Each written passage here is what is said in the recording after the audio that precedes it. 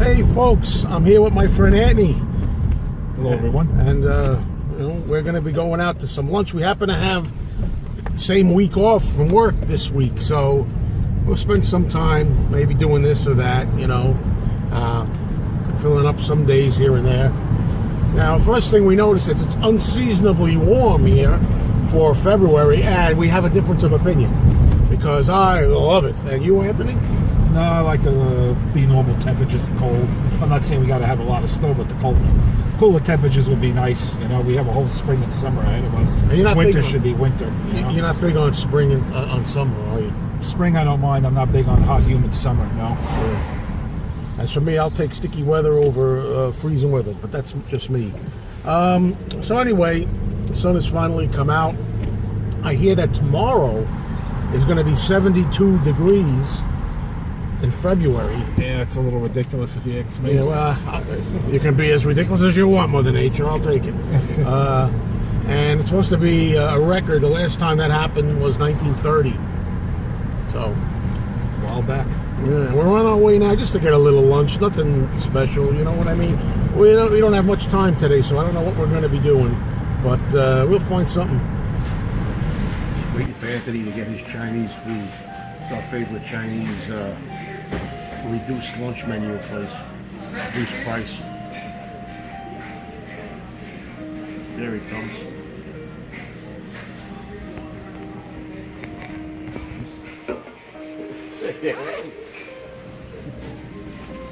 Water for me and soda for Antny.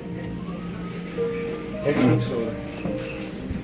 That's what I'd rather have, but didn't expect it that fast, thanks. Got myself some hot and sour soup to start with. Hey, where's your banners? That's better. Well, I got to tell you something, Antny.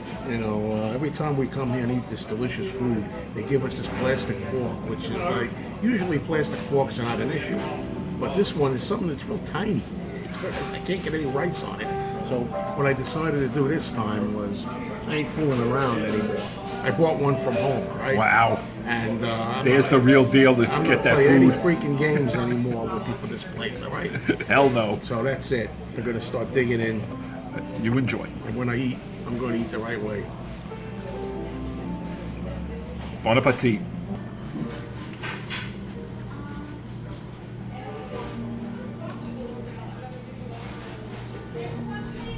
Pretty good meal there, Antny.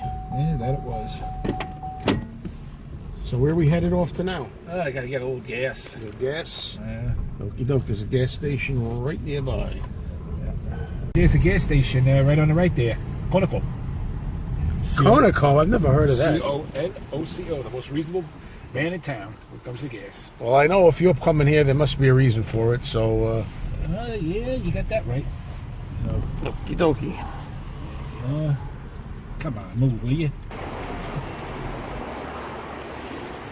Here comes Diamond Jim. Excuse me, Joe. You're not going to do what I think you're going to do, are you? Oh, yes. See that yellow cap? Yeah. That goes with that yellow pump. Wait a second. Oh, whoa. You're supposed to use this one over here. Why are you using a yellow pump? Because I'm not getting regular gas. I'm getting ethanol. Ethanol? Yes. I don't think I've ever seen anybody use that before. Yes. Why do you do that? Well, it's like what is it, $1 cheaper a gallon. And my car's equipped to run on it. And basically it's a derivative of fuel made from corn. Corn? That's why it's yellow. Like a yellow corn stalk. You're telling me, wait a minute, you're filling up your car with corn oil? It's oil made from corn. It's not gas? It's a form of some sort of gas, I would imagine. I didn't do all the mathematics on it or the studying, but it's cheaper, so it works for me.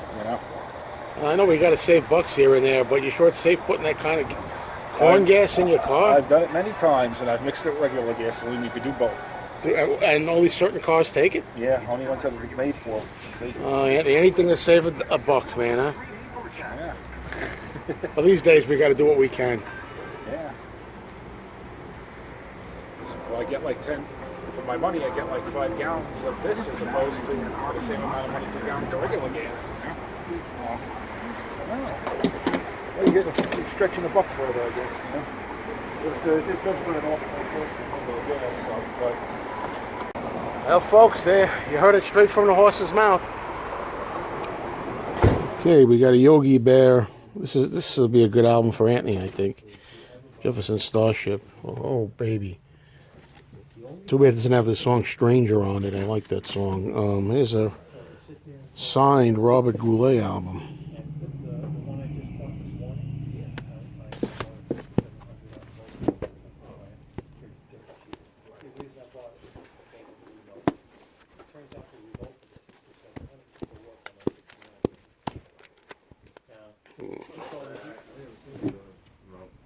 He bought this machine a few months ago. Yeah. On the promise that it worked, and it didn't work. And he right. couldn't find anyone who was willing to work on it, so he sold it for what he paid for, or actually less than what he paid for. Because now he knows he bought it priced as if it worked. Right. Which is very well worth. So what you run into is when you know certain things, at what point is it unethical to sell something knowing that someone's getting a bill of goods? You know what I mean? Sure. I mean, you have to.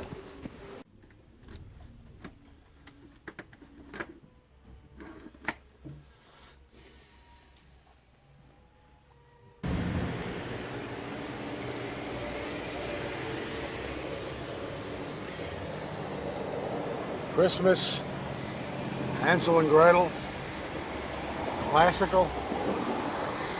It's like all classical stuff. That's right. Nothing there for me, Mr. Mayo, huh? Shostakovich, you love him. Oh, that's not Look at that mug. a face only a mother could love. That's him. That's Dimitri. Any good Corey records here that you would like? I don't know yet, but I'm sure there are.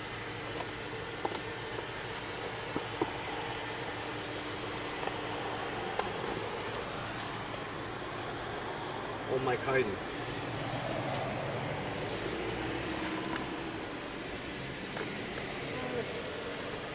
Not even worth the effort. Oh, it's worth it. Oh, it's not.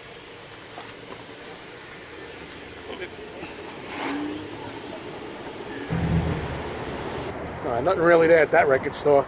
Hey, Andy, I think we ought to go look for Don. I want to look for God. What?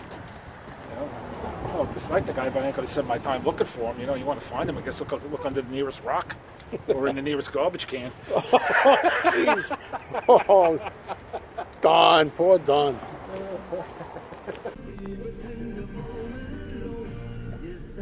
There they are, still unloading the records. It's a big haul he bought there. Yeah, classical.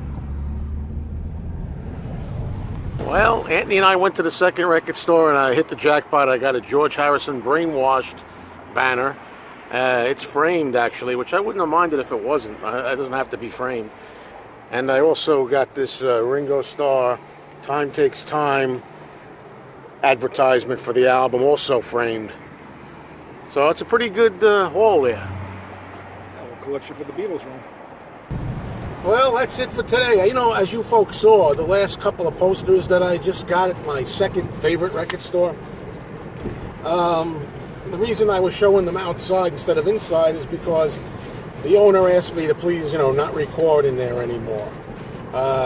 In the beginning, I know there was no problem years ago. In fact, I remember specifically him telling me, anytime you want to film in here is fine. He wanted the publicity, I guess. But I do respect his wishes. No, you have to. He's the owner. Yep, You know? no problem. I want to keep up a good relationship with him, so he'd prefer that I don't record. So, on that note, thanks everybody for watching. I think it turned out to be a pretty good video. That it did. Later. See you later, folks.